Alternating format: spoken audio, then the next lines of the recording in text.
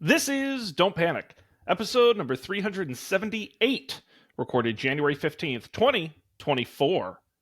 Hello, everybody. Welcome to this episode of Don't Panic, the technology podcast on gadgets, the internet, and you. I'm Sean Jennings, joined by a man who likes to get his ice cream at Coldstone Creamery. It's Colby Rabidou. Good evening, sir. Hi, Sean.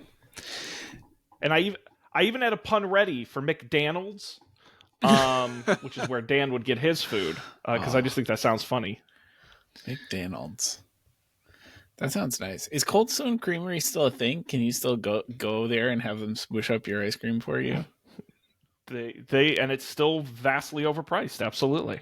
Nice. I always liked those weird paddles they had. The smushers. And you gotta get the cold stone. You gotta get that cold granite.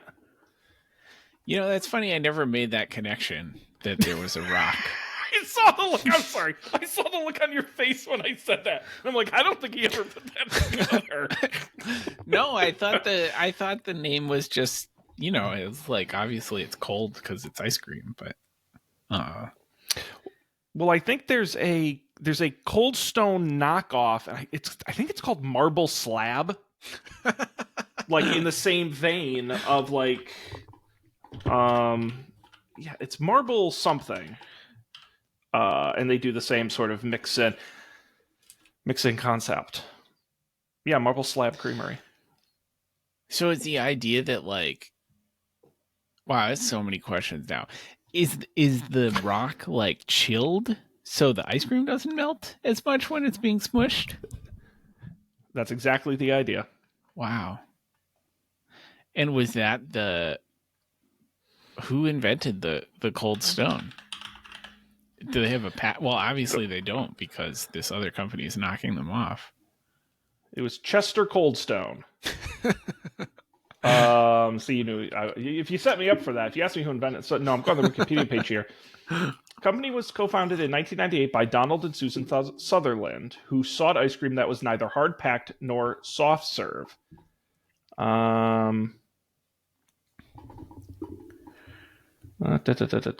Yeah, Cold Stone derives its name from the frozen granite slab that employees use to fold mix-ins into the ice cream.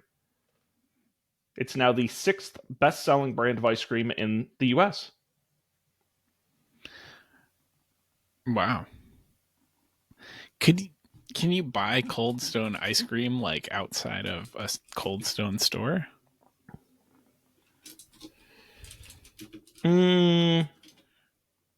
Or is it's just best selling because people go to so many Cold Stone creameries? I believe that's the case.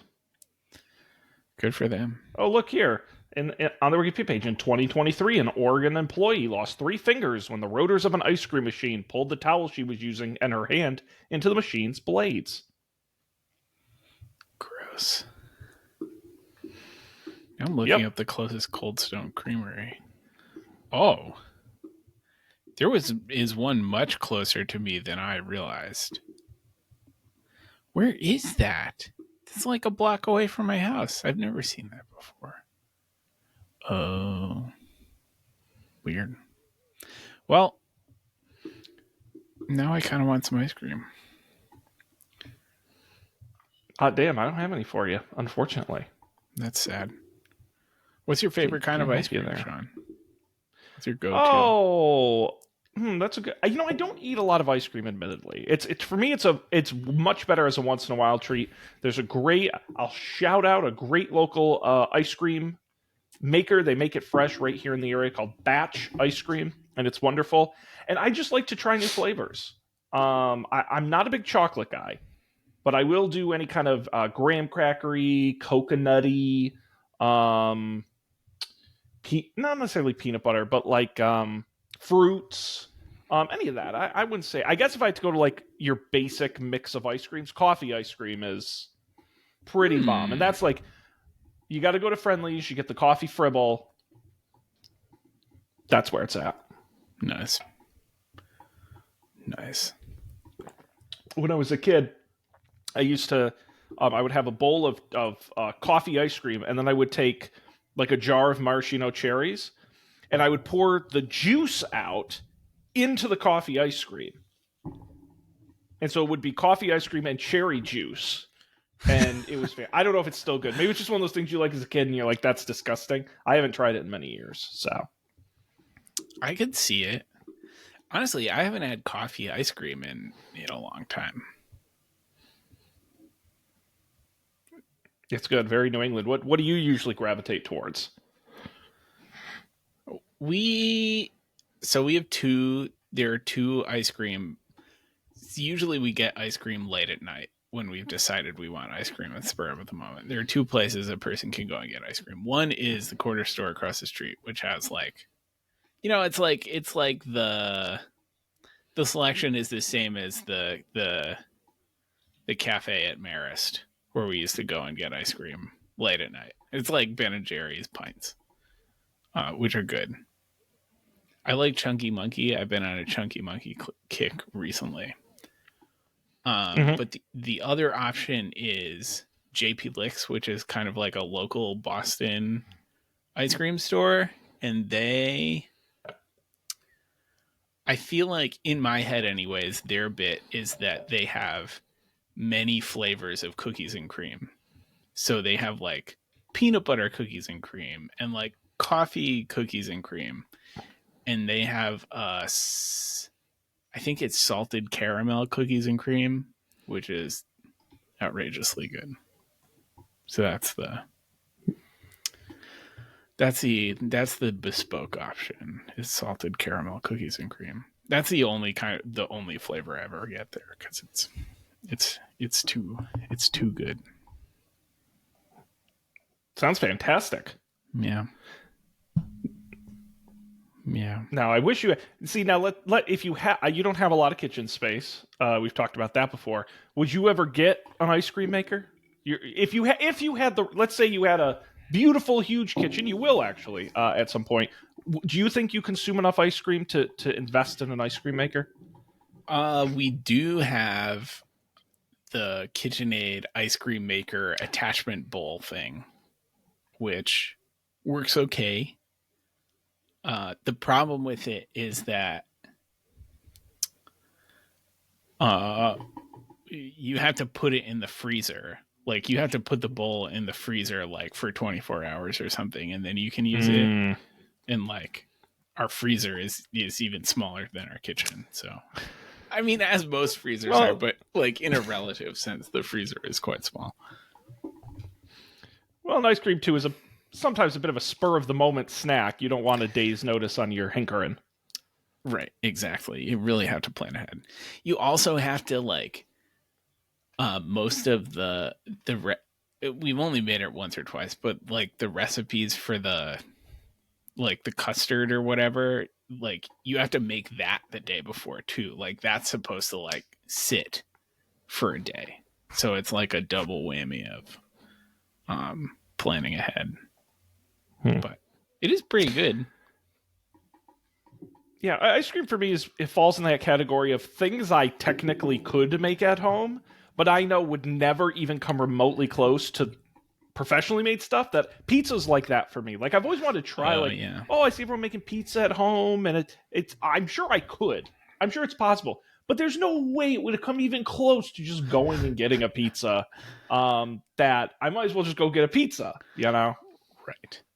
Yeah, like I feel like pizza, especially, there are like multiple things to learn.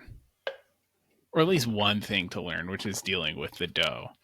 And then yes, you probably need some specialty equipment, like at least a pizza steel or something.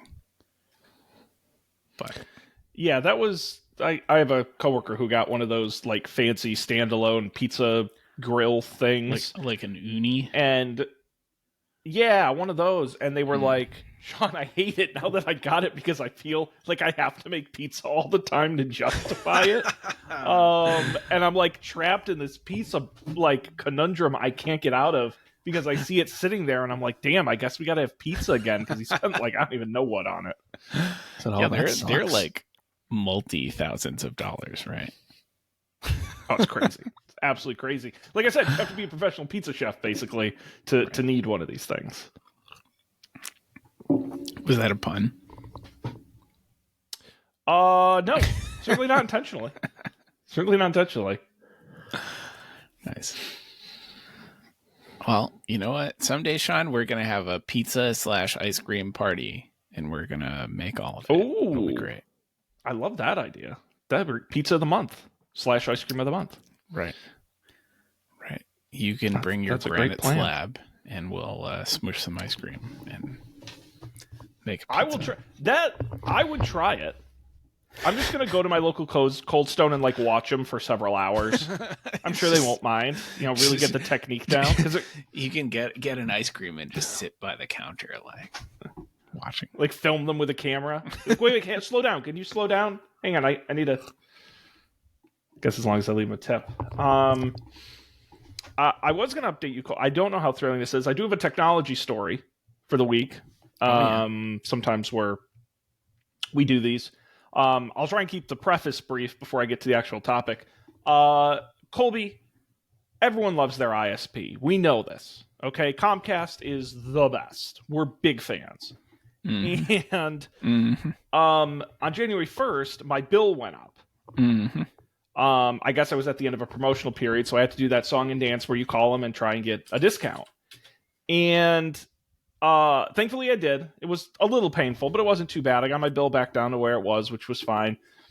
But the guy said something that said, oh, by the way, we can give you a complimentary speed upgrade on your internet connection. And it won't cost you anything. I said, okay. So I never really thought about my internet speed. Like, it's always been fine. It's not like anything's been slow or not working. And so actually I went in and looked. I was at 600 megabits. They complimentary bumped me up to 1,200 megabits.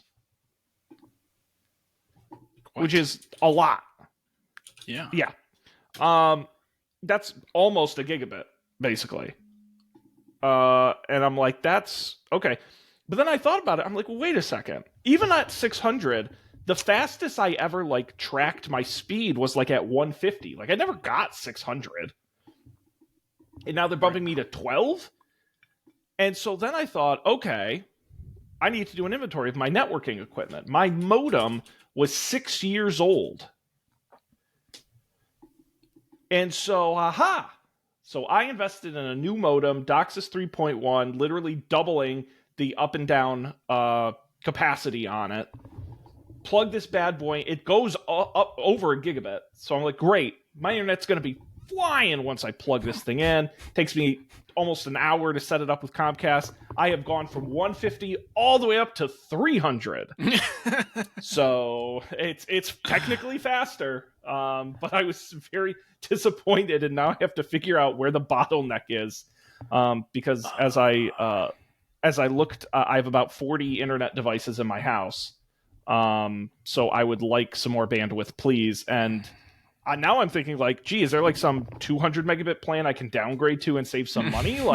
I'm not getting my money's worth. So my next step is I got to get with Comcast, and my suspicion it's the wiring in the house somewhere isn't good enough to handle it. But I've got some things I got to test out. So do you have an Ethernet cabled computer? Well, that's my next. I haven't tried it. So my mesh Wi-Fi is capable up to a gig. So it's shouldn't be banned, but that's my next step, is to just plug the laptop in directly into the modem. But my guess is that's why I think I was only getting 150 before, is I think something coming into it isn't right. Even with the old modem. But again, I gotta investigate. That happened to me. I think that was 3 apartments ago. I was paying for their gigabit, and it just I never got more than 400 up, and they came out multiple times and never made any progress, which was annoying. I think right now, I pay for the plan that you are getting for free now, which is annoying. Also, I'm just a good guy. No, but no. The key difference between me and you, Colby, is I pay for cable. Oh yeah. So my bill is much higher than yours. They better give it to me for free because they're ripping me off on the damn cable. Well, you're mentioning your bill going up on January 1st prompted me to go look at my bill, and my bill went up $3. It seems. Oh, that's not. Just well, like just be careful because they do like 1 year promotional rates, and mine just happened to expire on the 1st. But that's because I think that's my new rate's like a 1 year promotional rate. So, that's I don't know if we've ever talked about this on the show. It's not interesting at all. But I put very few of my bills on auto pay. I manually pay them every month because it's just my way of monitoring, going on each company's website and actually like seeing what the amount is. Because I've had it before where they've like sucked the money out of my account, and I'm like, wait a second, that's not right. Yeah, that's not a bad idea. But I'll also, where is it right here? I won't show you all the numbers, but this is my complicated budgeting spreadsheet where I literally take a note card each month and I write all my bills, all the amounts, and like that's my budget, and all the money I pay. So very sophisticated. And I literally have years worth of my budget sitting here. Wow. Nice. This is my filing system right here. I like the this is why I don't compact have any format. money. There's probably so much, you're probably saving a lot of money on paper just by using, smaller pieces of paper. What's funny is, so I write at the top of each one, it just says like January, but I don't put the year, which I learned a lesson when I had these near an open window once and they flew off my desk and onto the floor and got all scrambled. So they're kind of in order. But, if I ever want to track the last couple of years, the numbers may not add up.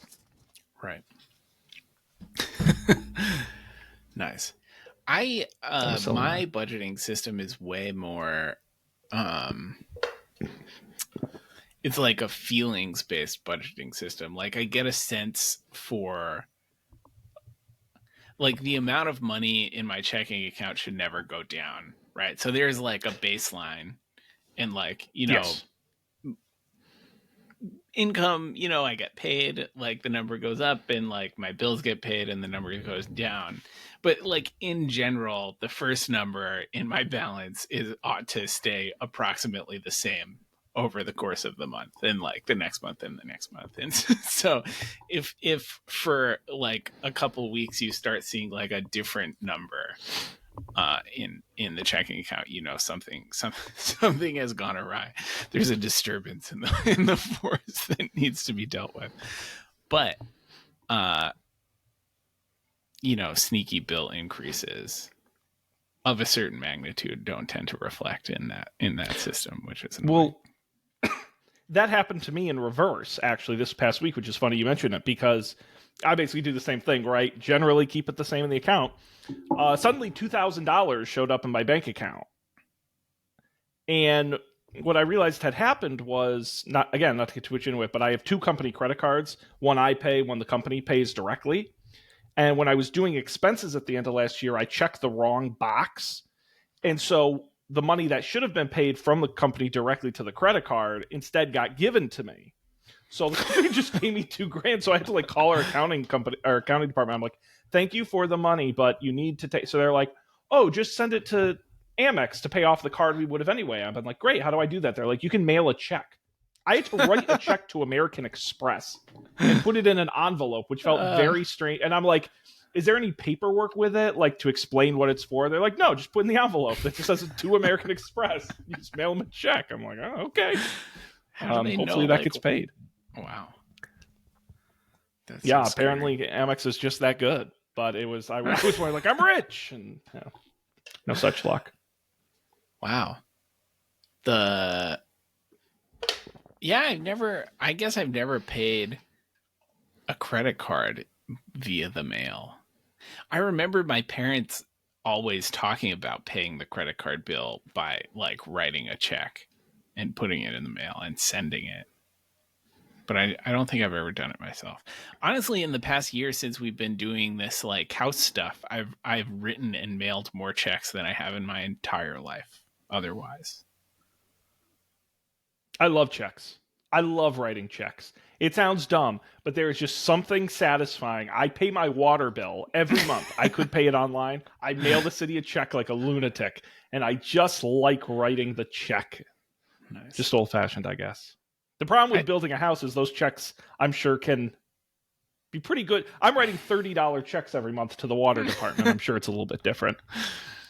Yeah, I mean, we haven't gotten into the really big ones, but it is definitely like, you just like do some double checking of your your balance before you put that in the mail. The problem I have with checks is I always mess it up the first time. The first one, like I go through double, which is fine because I don't write that many, but I go through double the checks, and because the first time I write one and I always make a mistake.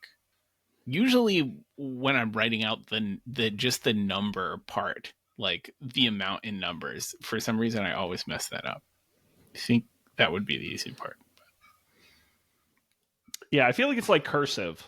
Like you never use it except for the one time you need to. Like how do I alphanumerically write out a number, a dollar amount? $1,000,000. You're like, oh shit. How do you spell 100? Right. You never use it except for that one section of the SATs where you had to like write out that paragraph. Exactly. Well, what is it? Again, we're pivoting all over topics, but I think it's great.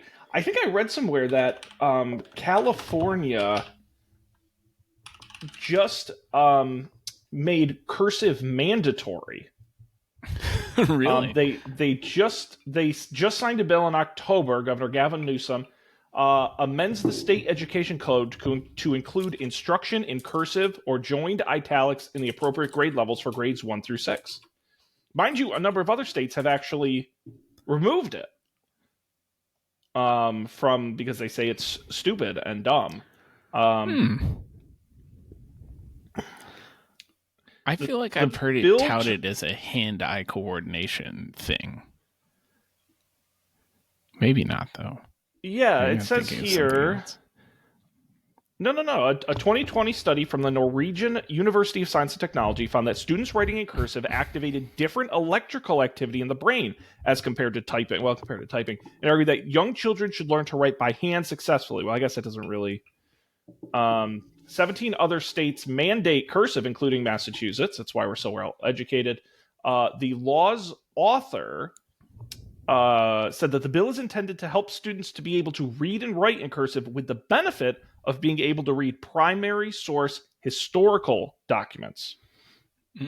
So I do, as an adult, I do read a lot of primary source historical documents. It has been a bigger part of my life than I expected. Well, I love this quote from the bill's author because it really seems like it's a this guy problem. Quote, a lot of historical documents going back 2 or 3 decades are actually in cursive. I went on 23andMe looking for some family records, and they were all written in cursive. I just think this guy this woman, I should say, just had an issue herself. I don't know. Wow. Well, never fear, Maybe it's going to have whatever the next generation after Gen Z, that's going to be their thing. They're going to be writing in cursive, and none of us will be able to read it. It'll be like they're writing in code. That does seem like a teenager thing. Be like, what is all these scribbles, you guys? What's a secret language? No, it's just cursive. Wow. There was a time where I was helping Grandma Flo balance. She would write checks for everything. So I would help her balance her checkbook because she was old and couldn't do the math. And she writes in cursive, and like old timey cursive. Sure. And I could not read what any of that was. I literally could. What's this? What's this? Yeah, I don't miss that. Yeah, I believe it. Anything else in the banter part of the show, Mr. Colby? The banter zone. I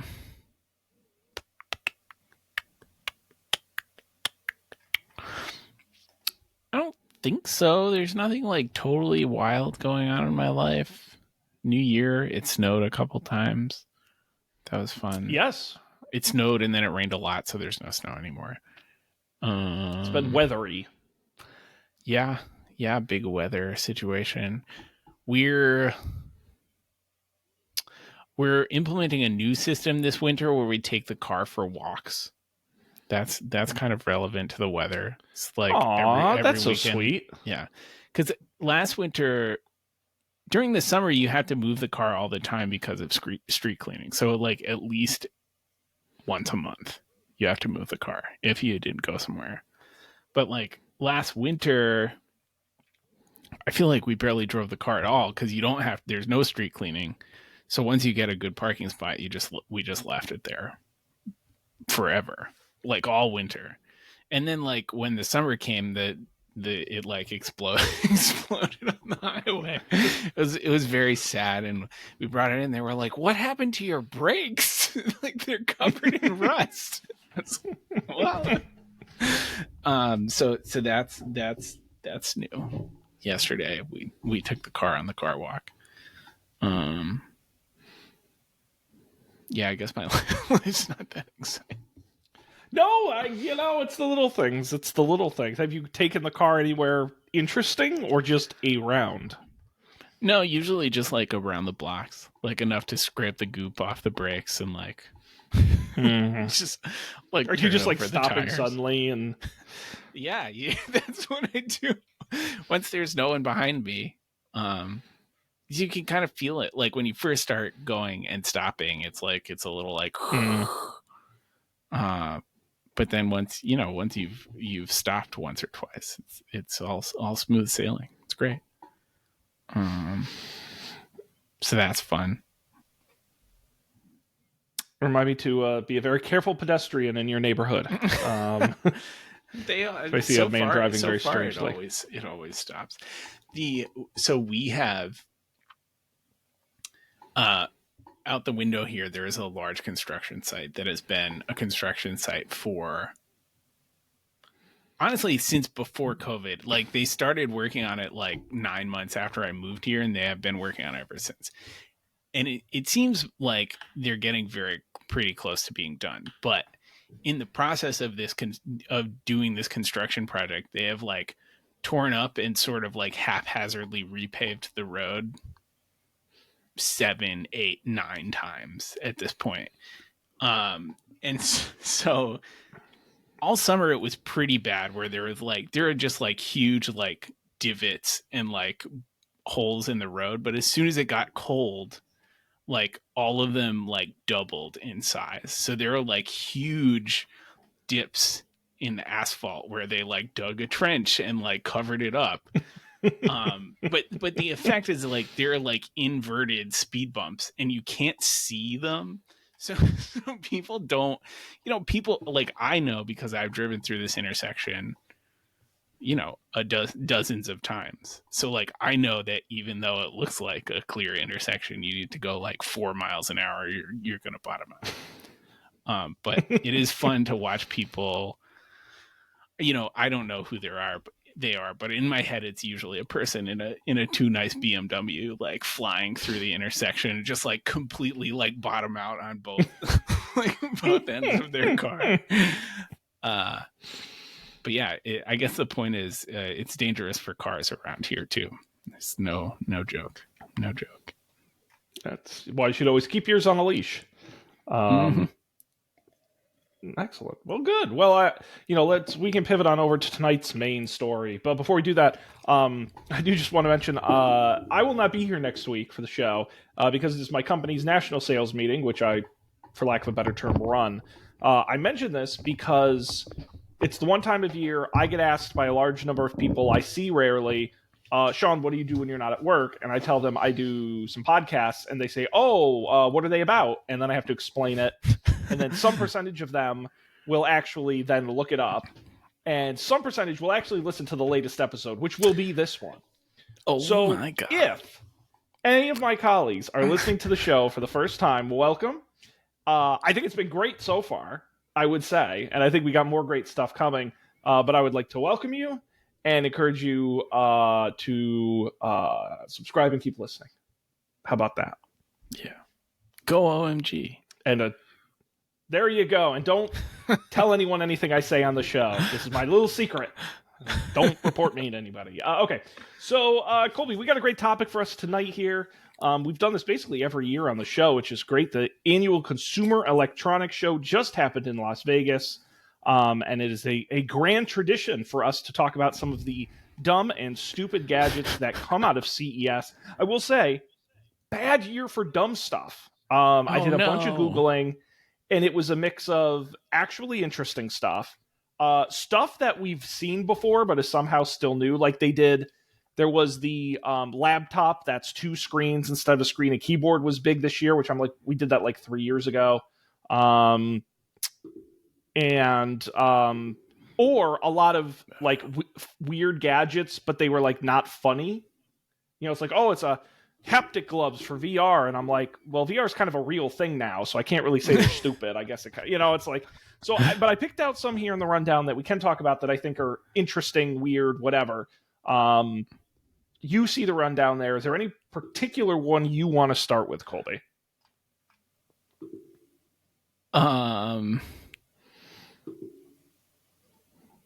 Definitely the keyboard case. Again, another idea that I know for a fact I saw like 6 years ago. I really don't think this is a new Right. idea, but I'm going to throw up the screen share actually for those watching on YouTube so they can enjoy it. Let's go to Clicks. So a new product from Clicks. It is a physical keyboard to attach to your smartphone. It's pretty simple. It's a silicone case with a physical keyboard on the bottom. Little bumps on the buttons to sort of accommodate easy, and it just pops in either via Lightning or USB-C, depending on the device. It's going to be available for iPhone 14 Pro, iPhone 15 Pro, and the iPhone 15 Pro Max at launch, costing you $139. The idea here is that it gives you your some screen space back because you're not going to have that virtual keyboard on there. And it's also things like shortcuts. There's actually a command key on here. You do like command space to open up Spotlight Search, command H to go home. And it's customizable as well. So you can use it to activate third-party apps. For this keyboard, it'll come in a few different colors: yellow, pink, and gray. With the keyboard is backlit. So I don't know, not a radical idea in terms of technology, but certainly a new way to use your phone. Colby, does Clicks have any appeal to you at all? It kind of does.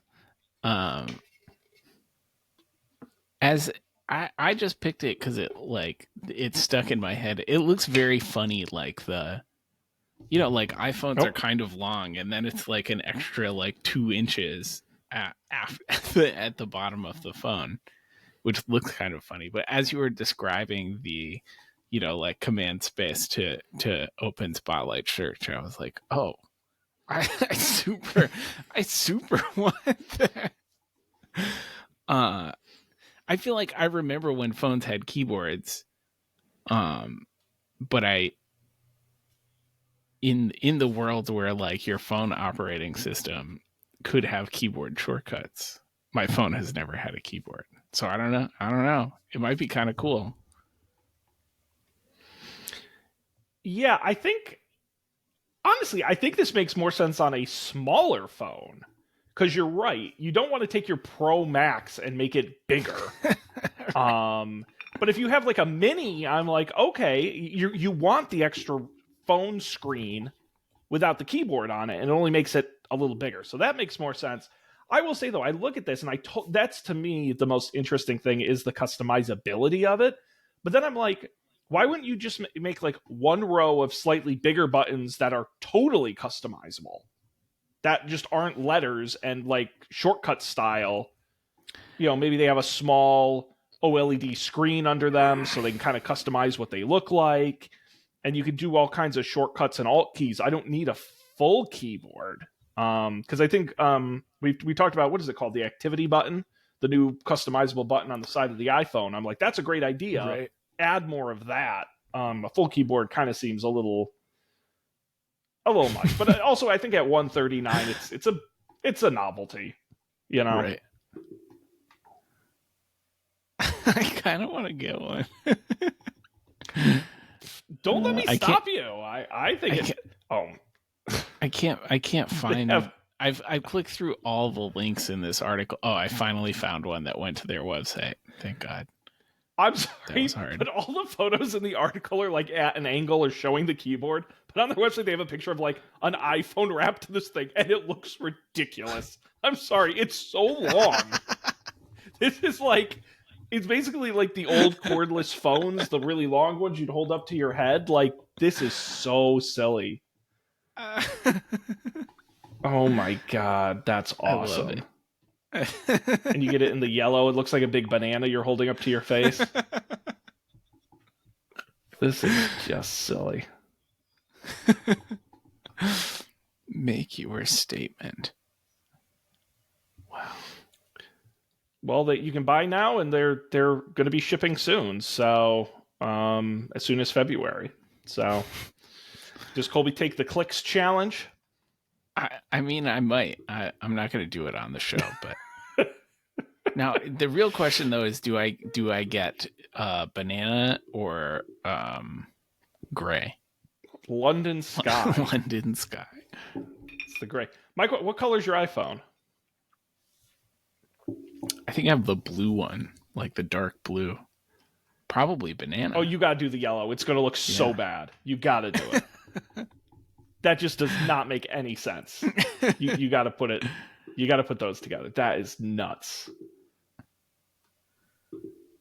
It's going to be beautiful. That is nuts. Well, listen, you know what? If I can say anything nice about this project, it exists and you can buy it, because we see a ton of stuff at CES where it's like coming next year and then it just never comes out. And this one you can like actually buy. So I'll give him points for that. It's real. Wow. Clicks. Good for them. All right, okay, Shaun. so the first one gets a thumbs up from Colby. Yeah, you're up now. I want to talk about the Perfecta Grill here, because I think this would go great with your Clicks keyboard. It's and I think it would go great. We were just talking about cooking. This is from Sear Grills, a UK-based startup. It's the Perfecta. It can cook a 1-inch thick ribeye steak in 90 seconds because it cooks it vertically. So you put your piece of meat into this thing like a toaster, and it uses dual vertical infrared burners to cook both sides simultaneously. So there's no need to flip. The burners top out at 1,652 degrees Fahrenheit and can even ensure edges are crisp thanks to 360-degree heating. A built-in AI chef takes the desired doneness and sear level into account, calculating the proper cooking time and temp based for the foods. It can detect the thickness of things like steak and chicken to prevent over or undercooking, and the burners automatically move toward or away from foods as needed. It's got a quad-core processor and a host of sensors to collect cooking data. It also has oven and rotisserie models, so you can cook pizza and roasted chicken with ease. And the great thing for you, Colby, I know this will be convenient. Due to the power of the burners, the Perfecta runs on gas. So you just need a gas hookup for this, plus a 12-volt electrical cord. It is planning to ship in Q4 of 2024. Colby, I don't know if you've seen the price in the article yet. If you have, don't scroll down. I want to know what you think this. Oh, you're busting me here. Yeah. $3,500. Although early adopters can get it for $1,000 off of that. Colby, what do you think of the steak toaster?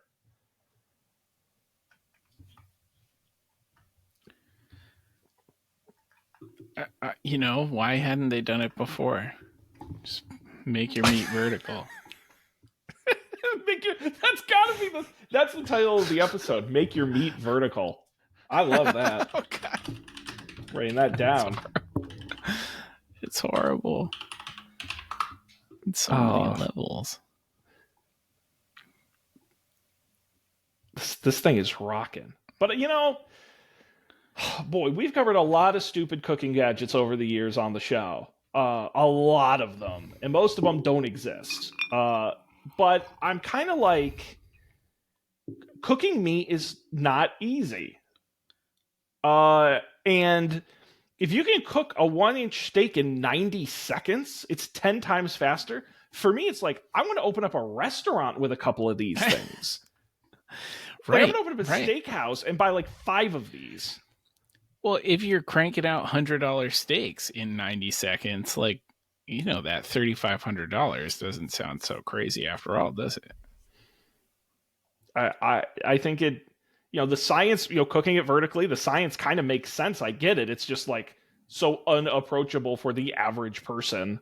Um, and you've got to just really cook a lot of meat for this to make any like they're going to sell 5 of these. It's just like it's so impractical for 99% Yeah. of. And I also think it kind of takes away the like if the assumption is that this replaces your standard gas grill, it kind of takes away. Grilling is not fun because it cooks the meat great. Grilling is fun because you're grilling and you're outside and you're checking it and you're Right. flipping it and you're Right. doing this is the microwave of for meat, and that's not fun. The microwave. It's the microwave. That's another good alternate title. Damn, you're on fire. The Perfecta is just my muse, I guess. It's just lighting up that brain of yours. So the question, Colby, on the Colby feels good, feels bad scale, where's the Sear Grill's Perfecta Grill come in? So bad. No one. So bad. Oh, really? No one has room for this. Yeah. I would love to eat a steak that was cooked vertically in a hyper toaster, but I don't know. I don't think I'm gonna run out and buy one. That's the point. No, you're not going to get on the waiting list. No, sir. I was going to look and see if they have any other. The world's first AI powered grill. Ugh. Now it says it cooks pizza. Does it cook the pizza vertically? I'm going to assume not. No, it just does it on a regular pan. Okay. I was about to say. Yeah, I think it's whatever. Anytime anyone does anything new, I think it's neat. I mean, it's not the stupidest thing, but you're right. It's like so impractical. All right, that was the Perfecta Grill. Colby, which one would you like to do next? the like robo projector. Yes, the Ballie, which actually I need to do a quick search in because this was actually announced back in 2020, so we may have talked about it on the show. Yeah, I feel like Oh, when I we did. saw this, it felt familiar to me. What did the Yeah, well, old how about one this? look Episode like? number 264, recorded January 13th, 2020. Episode title, Bouncy Ballie. Oh my god, it made the title. It made the title, so that's been really memorable that year. The Ballie Robot is back. Now, I don't believe they ever actually like sold the 2020 version. And I don't know if they'll ever sell this one, but the Ballie Robot is back. So this is a little spherical-looking robot pal that goes around your house. The new feature they've added is a projector built in that can project things on the floor, the wall, or the ceiling. They say it's the world's first projector to automatically detect people's posture and facial angle and adjust the optimal projection angle for you. So in the video, they have things like playing a video on the ground for a dog to see, displaying a video call on the wall, showing a fitness video on the ceiling to somebody working out on the floor. In addition, it also serves as a smart home assistant, turning on the lights and dispensing dog food and texting people. It can also follow you around the house and greet you when you come to the door. So just a lot of really vague stuff. No words on when it might be released or how much it might cost, other than the fact that the Ballie is back. Wow. So I got the video playing here, but it just seems to wheel around and do stuff. I mean, I like it. My beef. I feel like a big missed opportunity with like Roomba and all of the robot vacuums is they're not cute enough.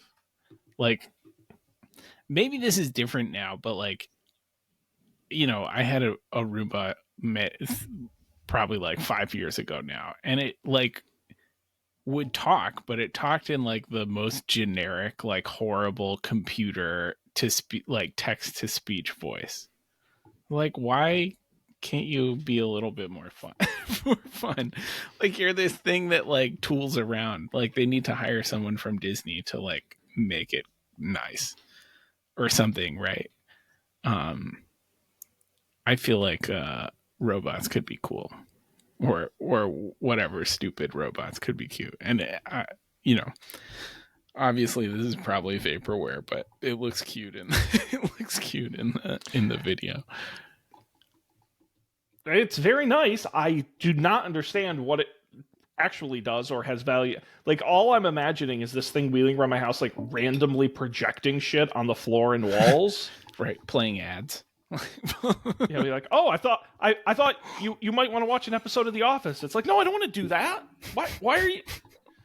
You know, it's just such a strange idea. I also like, you know, obviously when they shoot these videos for these products, they design a space where it makes, like, my house doesn't have that many big blank open walls. Right.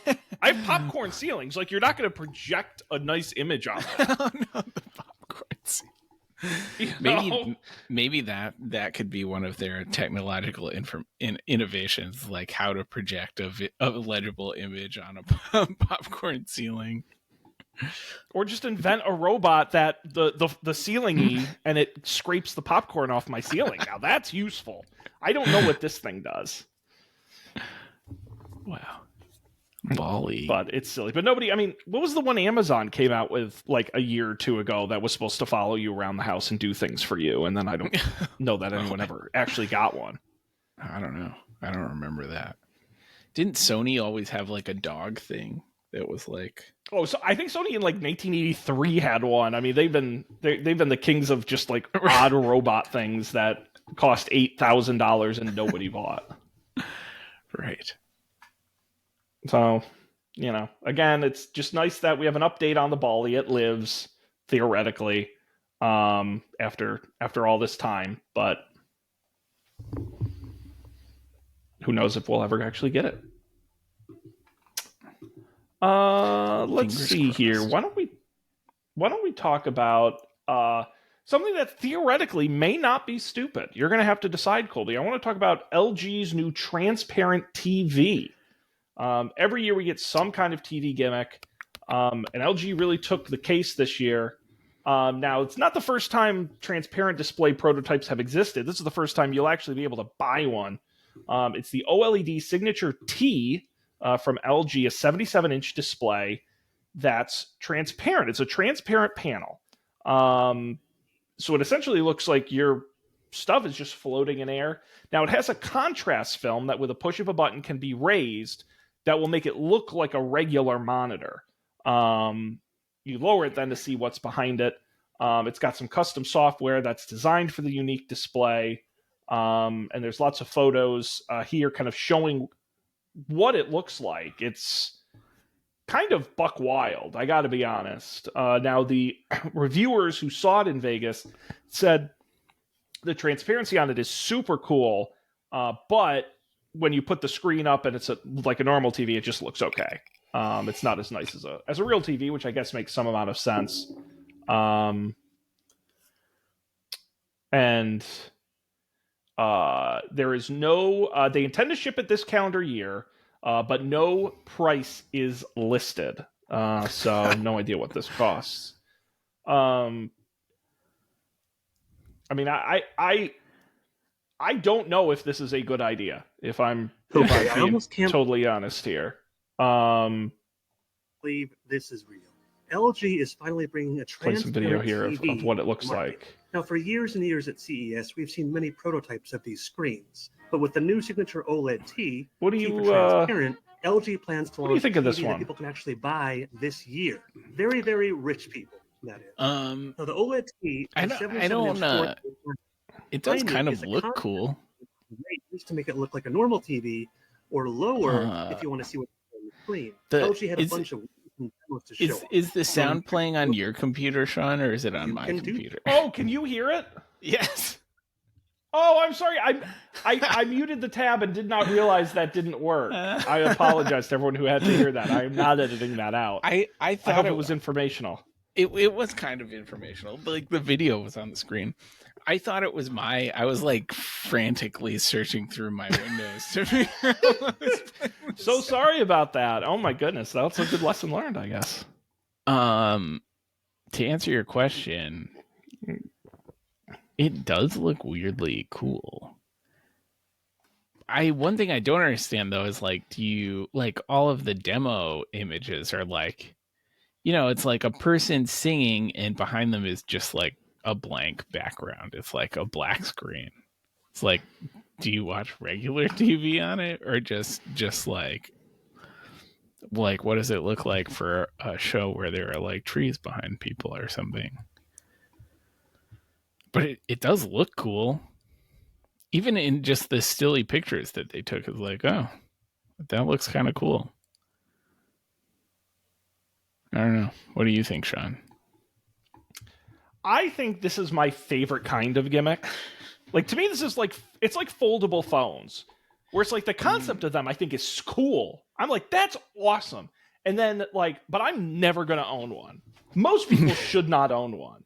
It has no real advantage in the real world, but the technology is cool. Some rich guy's going to have this in his house and it's going to be cool. Or you're going to see it on the wall in a shopping mall and you're going to be, ooh, what's that? That's cool. I just don't understand the practicality. But as a concept, I'm like, damn, that is like, it's almost like when Samsung first came out with those frame TVs that look like art on the wall. Where I'm like, if I just had one of these on my wall, I would never watch TV on it. I would just play cool shit on it just to look at. It's like, it's more art than a piece of electronics. And that's great. I just, this is going to cost $10,000 and you will never own one. And that's okay. I'm glad that they at least try to do crazy stuff like this. It's way more interesting than just another standard TV, Did you see in the last paragraph where they say like, we don't know the price, but these are some of the prices of things LG has announced at previous CESs. I'm like, I remember talking about the rollable like OLED, but I do not remember if we covered the $100,000 that it costs to get the rollable OLED. Yes, and it's only a 65-inch set. That costs $100,000. So, but also I mean that's stupid. That's a very dumb price. And again, I don't think they actually sold any. But it didn't work. The practicality. Of the rolling. Yeah, because it's like for a space concern, or imagine it upside down and it rolls down from the ceiling or something because you use the walls for other thing when you're not watching television. Like, okay, there's at least some usefulness to that. Not at that price. No. But who knows? Give it up for them trying. Guess we'll see. Transparent TVs. The T. Well, my favorite question was, where was it? Oh, the company hasn't decided whether it'll come bundled with all the side furniture or if it'll sell them separately. And I'm looking at this and I'm like, if you look at all of these pictures in this article, it's in this like cabinet where there's like a proper amount of depth behind it.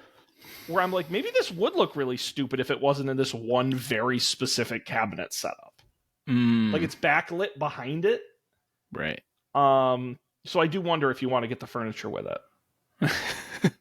Like, because if you think about it, like in your house, you're just going to see like the wall behind it most of the time. Right. Right. It better be a good wall. Yeah. Am I going to have to like wallpaper behind my TV so it looks cooler? This is a hassle. Damn you, LG. All right, we got one more here. Maybe the stupidest thing I saw in my research, and it's so stupid I don't even really understand it, but I did want to talk about it. Colby, have you ever wanted to teach your dog to play music along with you? Yes, almost every day. Good. Well, you're in luck because Hong Kong-based Zoo Gears was demonstrating the Butter. No idea what it's called. That a 4-key instrument with light-up pads your dog can play. Essentially, the dog has to follow along with a sequence of lights, each one triggering another few notes of whatever song you've equipped it with. Once it's done, you can reward their effort with a treat or some other form of encouragement. And eventually, they'll want to jam alongside you. I'm going to play this video so you can see how bizarre this thing is in practice. So you'll see the buttons light up for the dog to...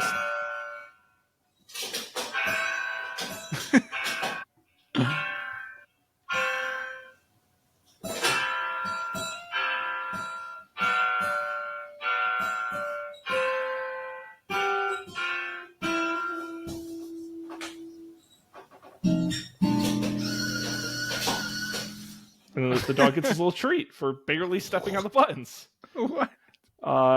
It started on Kickstarter. It'll be available in the US for $99, and you'll get the companion app as well. They're also going to be working on a second part, The Biscuit, priced at $2.99, which adds an automatic food dispenser, which is what was there in the video, where they'll be able to feed themselves. The Butter and the Biscuit. I'm just so confused because I'm like, I'm baffled.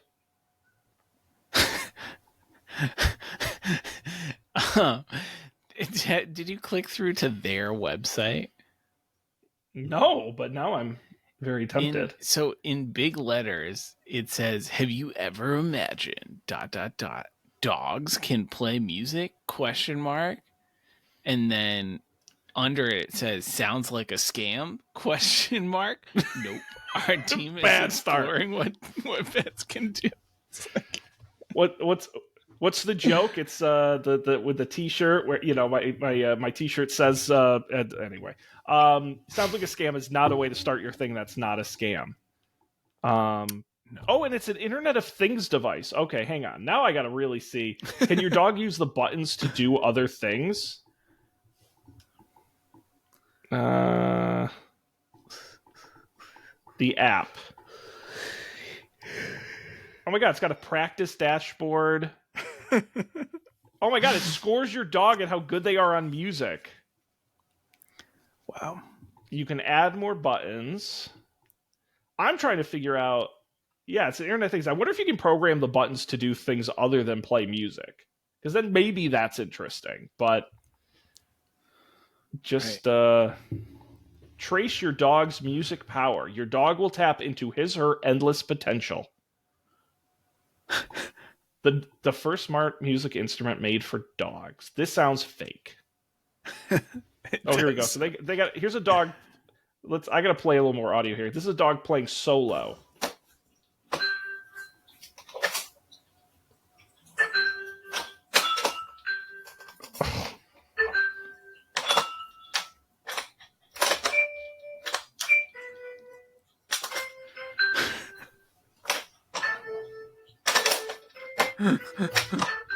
Oh my god. Well, first of all, you can tell they sped up the video, which is very strange. But also, the dog is just standing on the buttons, which I think kind of defeats the purpose. Right. I love this. It's pretty wild. Modular add-on design. Wow.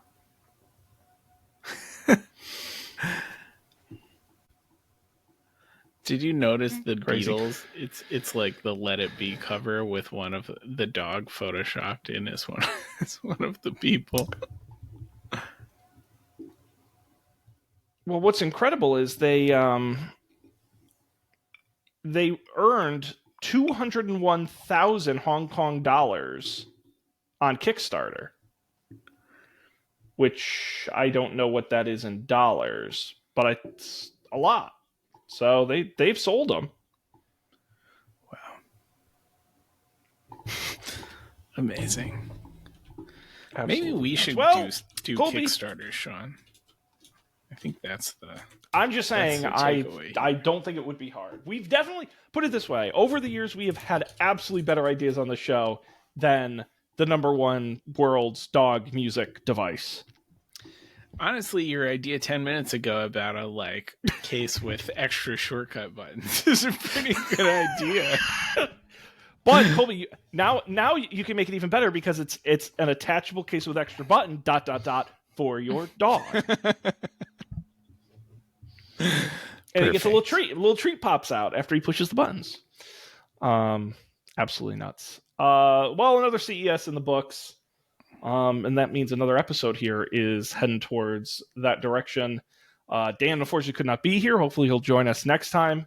I do want to tease up for debate, Colby. We just recorded a new episode last week, and we are back playing Dream Daddy, if you can believe it.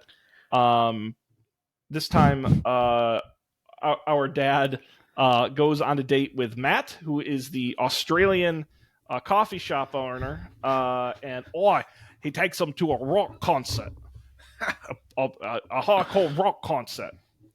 The mosh in the mosh pit, and it was a hoot. Nice. We do lots of bad voices, so you want to check that out. And I will tease Colby. We have some. The next month and a half on Up for Debate is going to be off the damn charts. We've got our annual Super Bowl prop bets are coming up in a couple of weeks, and I know you saw the big announcement.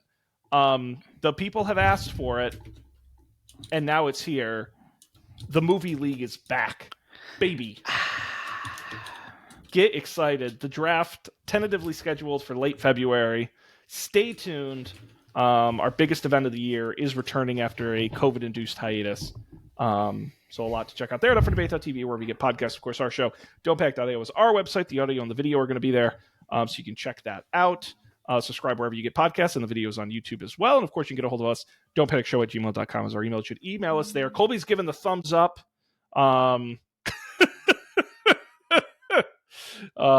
Entirely baffled by... I gotta love when macOS has new additions. Some fun stuff. But on behalf of Colby, I'm Shaun. We appreciate you being here. We're going to see you next time for another jam-packed episode of Don't Panic.